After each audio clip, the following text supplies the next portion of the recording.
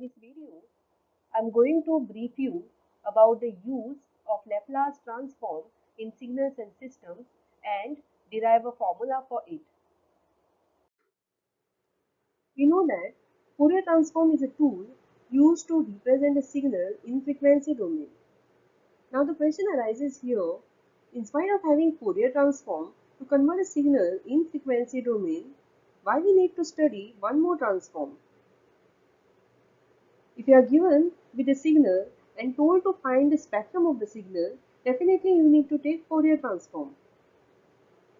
If Fourier transform is not applicable, then definitely you can't say there is no spectrum for the signal without checking Laplace transform. If Laplace transform is also not giving you frequency spectrum, then you can say there is no frequency domain representation for the signal. Remember that for so many signals which are not having Fourier transform, there is Laplace transform. Now this is the main advantage of Laplace transform. Let us derive formula for Laplace transform. I am considering one LTI system. For this system, I am giving an input signal x of t and the output is y of t. The impulse response of the LTI system is h of t. If I am exciting my LTI system with the input e raised to st, that is a complex exponential signal, we are giving this input to an LTI system, then what will happen?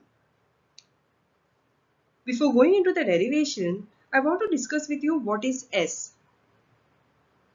S is nothing but S plane, that is given as sigma plus j omega, where sigma is a real part and j omega, that is the imaginary part. For Fourier transform, we covered only omega domain, that is only the imaginary part.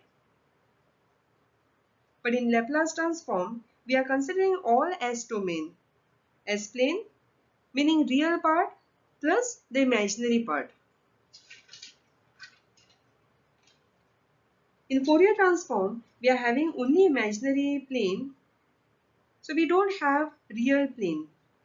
That's why if some signals are not having a Fourier transform, please check Laplace transform of the signal to get the spectrum, as it has both the real and imaginary parts. And this may give you spectrum of the signal. Consider an LTI system having a complex exponential input e raised to st. You know that LTI system will produce its output based on the input and the impulse response of the system.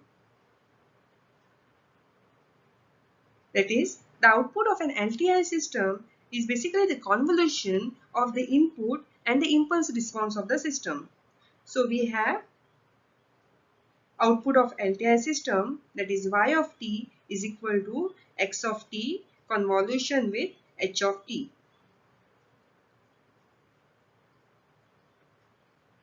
So further, using the formula for x of t convolution with h of t, we have already studied the formula for convolution, that is equal to integral minus infinity to infinity h of tau x of t minus tau d tau. You can also write it as integral minus infinity to infinity x of tau h of t minus tau d tau. But why I am considering this particular equation? As I don't know what is the impulse response of the system, and I only know with which signal I am exciting the system, that is the input signal. So whatever changes I want to make, I want to do it on a known signal only.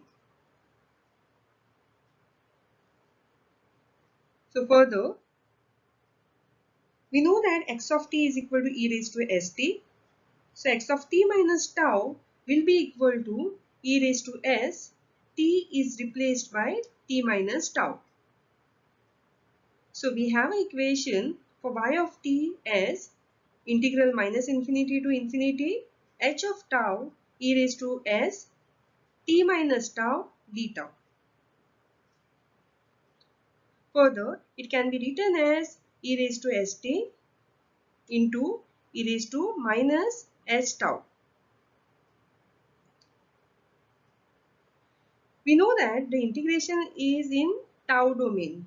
So if you have a term e raised to st, it becomes a constant. So you can take it out. So we have equation e raised to st integral minus infinity to infinity h of tau e raised to minus s tau d tau.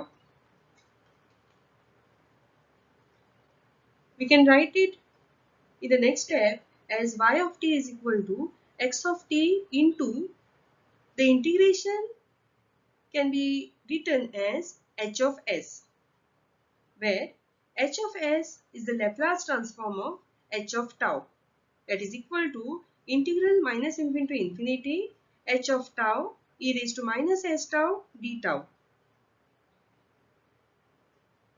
So this is the equation of a Laplace transform of the signal.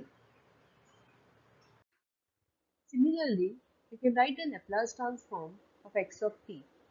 It is equal to integral minus infinity to infinity x of t e raised to minus st dt. This is the formula of Laplace transform. Thank you. In my next video of Laplace transform, I will be discussing about region of convergence.